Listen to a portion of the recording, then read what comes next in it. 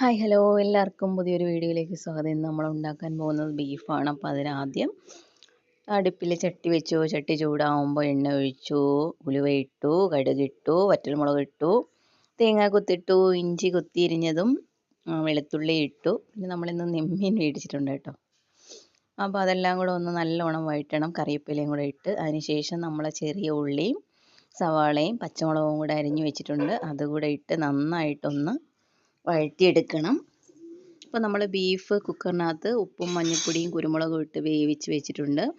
അപ്പോൾ ഉള്ളി ഒന്ന് വഴണ്ട് വന്നതിന് ശേഷം ആവശ്യത്തിന് മല്ലിപ്പൊടി, മഞ്ഞൾപ്പൊടി, മുളക് പൊടി, കുരുമുളക് പൊടി, മസാലപ്പൊടി ഇത്യാദി പൊടികളെല്ലാം അങ്ങോട്ട് വാരി വിതറിയിട്ട് ഒന്ന് ഇളക്കി ഒന്ന് എടുക്കണം. അതിന് ശേഷം നമ്മൾ വേവിച്ച് വെച്ചേക്കുന്ന ബീഫും കൂടെ എടുത്ത് ഇതിനകത്തങ്ങ് തട്ടിക്കൊടുക്കണം. ആവശ്യത്തിന് ഉപ്പിടണം. നന്നായിട്ട് ഇളക്കി അടച്ച് വെച്ച് വേവിക്കണം. ഇത് പകുതി വെന്തതാണ് നമ്മൾ കുക്കർ വെച്ചേക്കുമ്പോൾ. അപ്പോൾ ഒന്ന് അടുപ്പിൽ കിടന്ന് നന്നായിട്ട് വേവണം. അടച്ച് വെച്ചേക്കുമ്പോൾ ഇടയ്ക്കിടയ്ക്ക് ഒന്ന് ഇളക്കാൻ മറക്കണ്ട കേട്ടോ. അപ്പോൾ എൻ്റെ ചാനൽ ആദ്യമായിട്ട് കാണുന്നുള്ളൊരു ലൈക്ക് ചെയ്യാനും ഷെയർ ചെയ്യാനും സബ്സ്ക്രൈബ് ചെയ്യാനും മറക്കണ്ട. അപ്പോൾ നല്ല എണ്ണയൊക്കെ തെളിഞ്ഞ് വന്നിട്ടുണ്ട് നമ്മുടെ ബീഫിൽ. അപ്പോൾ നിങ്ങൾക്ക് എല്ലാവർക്കും ബീഫ് ഇഷ്ടമാണോ? കമൻറ്റിലൊന്ന് പറഞ്ഞേക്കണേ. നമ്മൾ അവിട്ടത്തിൻ്റെ അന്ന് വെച്ചതാണ് കേട്ടോ. അന്ന് നെമ്മീൻ കറിയും നെമ്മീൻ ഫ്രൈയും ഉണ്ടായിരുന്നു, പിന്നെ ബീഫ് ഉണ്ടായിരുന്നു, കിഴങ്ങും ഒക്കെ ഉണ്ടായിരുന്നു. അപ്പോൾ നമ്മുടെ ബീഫ് സെറ്റായിട്ടുണ്ട് കേട്ടോ.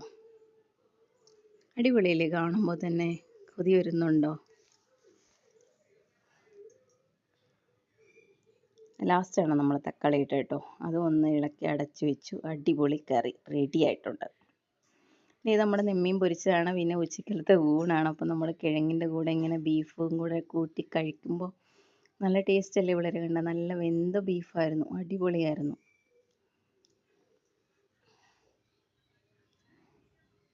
പിന്നെ അടുത്തതായിട്ട് നമ്മൾ ചിക്കൻ കറി ഉണ്ടാക്കുന്ന വീഡിയോ ആണ്.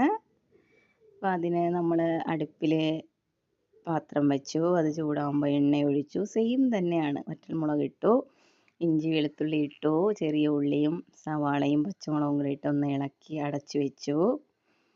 അതിനുശേഷം ആവശ്യത്തിന് മഞ്ഞൾപ്പൊടി, മുളക് പൊടി, കുരുമുളക് പൊടി, മസാലപ്പൊടി, മല്ലിപ്പൊടി എല്ലാം ഇട്ടൊന്ന് ഇളക്കി എടുത്തതിന് ശേഷം ചിക്കനും കൂടെ ഇട്ട് ആവശ്യത്തിന് ഉപ്പിട്ട് ഇളക്കി എടുത്തു.